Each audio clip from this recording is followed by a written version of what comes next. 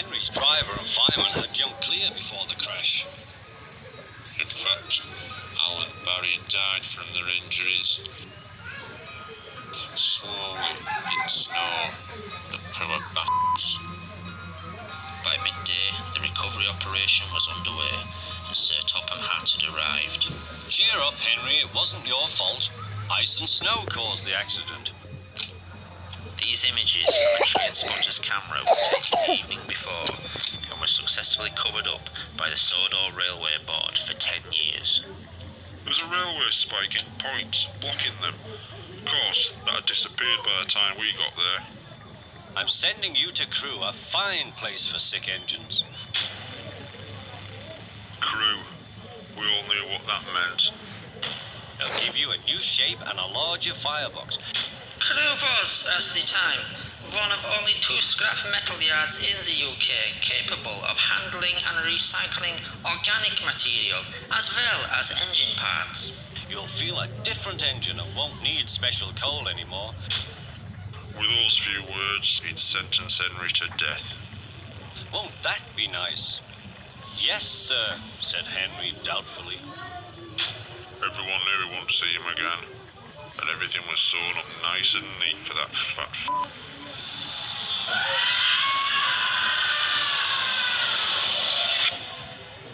As news got out about Henry's accident, it didn't take long for Thomas to realise Henry had been disposed of because of what he knew.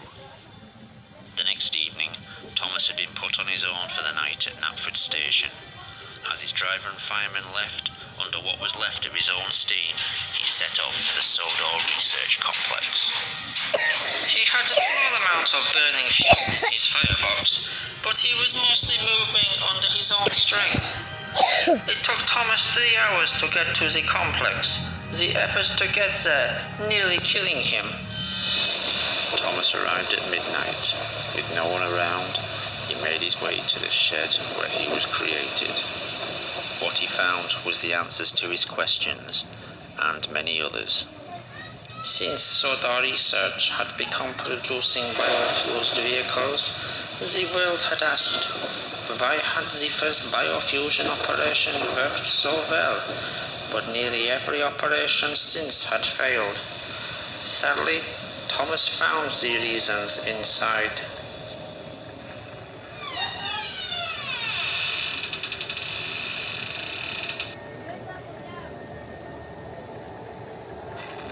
Thomas had never been the first operation.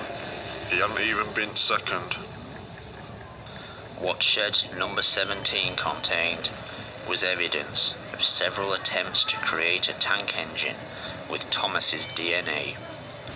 These had been early tests made by people with no experience of an experiment on this scale. Ill-planned and unprepared, these procedures had used DNA from the human Thomas and had been as much the real Thomas as the tank engine the world had come to know and love. To us, Thomas the Tank Engine had been the Thomas we all knew as a boy.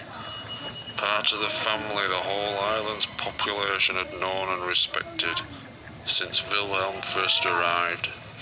In actuality, this tank engine was no more the real Thomas than all the failed creations made over the 12 months before. This Thomas had all the human Thomas's memories and experiences. He had learned what Thomas had learned, known who Thomas had known, but so had all the previous failures. Wilhelm and Hans Goetze had to learn through trial and error how to bring their Thomas back from the dead. The following experiments had not had the same work put into them, resulting in the freak engines and aircraft that had developed so many problems on Sodor Island and around the world. In Shed 17, Thomas wouldn't discover who he was, but in fact, who he wasn't.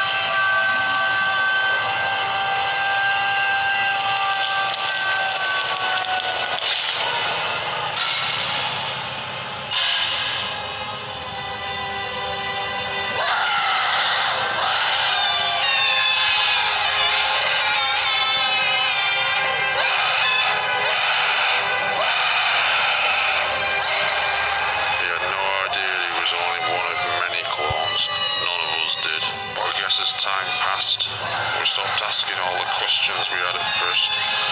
We were just glad our friend was back with us. He could work for us. He became our servant in a way. Someone who drew in the crowds, helped create jobs, was eager to work. Thomas always thought of us as his friends. Sadly, over time we came to think of him as just really useful.